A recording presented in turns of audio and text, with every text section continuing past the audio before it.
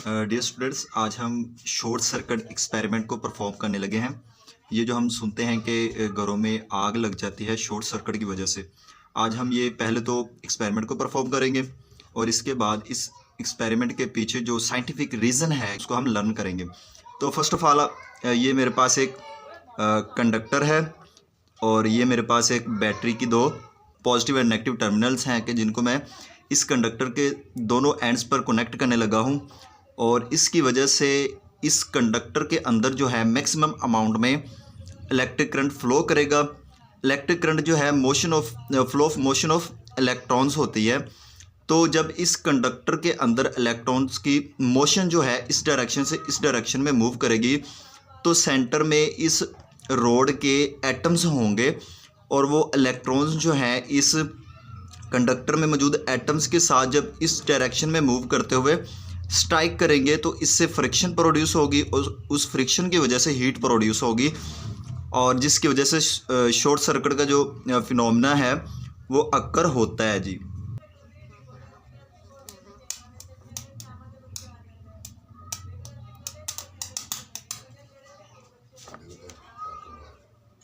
तो अब हम शॉर्ट सर्किट को लर्न करते हैं कि आखिर कंडक्टर के अंदर जो है आग क्यों लगी और वहाँ पर इतनी ज़्यादा हीट जो है वो क्यों प्रोड्यूस हुई। तो देखिए जी, फर्स्ट ऑफ ऑल ये हमारे पास एक कंडक्टर है जिसके अंदर ये वाले एटम्स है और ये वाले इलेक्ट्रॉन्स मौजूद होते हैं जिन्हें फ्री इलेक्ट्रॉन्स कहते हैं। अगर हम इसको यहाँ पर देखें, इस कंडक्टर को हमने एक बैटरी के साथ जो है वो कनेक्ट कर दिया है और ये पॉजिटिव टर्मिनल है, ये नेगेटिव टर्मिनल है। करंट हमेशा पॉजिटिव टर्मिनल से नेगेटिव टर्मिनल की तरफ बैटरी के फ्लो करता है, यानी कि इधर से इस डायरेक्शन में ये जो मैंने एरो लगाया हुआ है इस डायरेक्शन में करंट मूव करेगा। अब देखें ये हमारे पास इलेक्ट्रॉन्स हैं, जब ये इस डायरेक्शन में मूव करेंगे तो सामने इनके एटम्स आ रहे हैं और ये उनके साथ स्ट्राइक करेंगे और इनकी स्ट्राइकिंग की वजह से जो है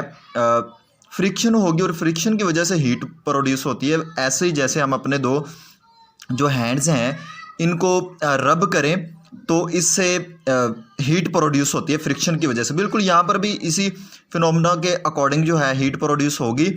और इस कंडक्टर के अंदर जो है आग लग जाएगी, ये टूट जाएगा। इसी तरह बिल्कुल जो घरों में हमारे पास वायरिंग होती है वहाँ पर भी जब आगे कोई भी इलेक्ट्रिकल इंस्ट्रूमेंट काम ना कर रहा हो या पॉजिटिव नेगेटिव टर्मिनल जो होते हैं हमारे पास वाबड़ा की जो वायर्स आ रही होती हैं, एक फेज जिसमें से करंट आ रहा होता है, न्यूट्रल जिसमें से बैक जा रहा होता है, अगर इनके दरमियान कोई रेजिस्टेंस ना रहे, रेजिस्टेंस का मतलब कोई भी इलेक्ट्रिकल इंस्ट्रूमेंट उसके साथ अटैच ना किया जाए या किसी वजह से अटैच तो है लेकिन वो इलेक्ट्रिकल अप्लायंस फेल हो गया है, तो वहाँ पर रेजिस्टेंस जो है बिल्कुल लो है। मेरे पास ये जो रोड था एक्सपेरिमेंट के दौरान, एक तो मैंने इसमें डीसी करंट यूज़ किया था और बहुत कम मिकदार में जो है मैंने करंट जो है वो यूज़ किया था, जिसकी वजह से किसी भी किस्म का जो हादसा है वो वाक़या नहीं हुआ। अगर हम इसको 220 पर ट्राई करें तो ये बहुत ज़्यादा नुकसानदा हो सकता है। तो आपने इसको घर में ट्राई नहीं करना,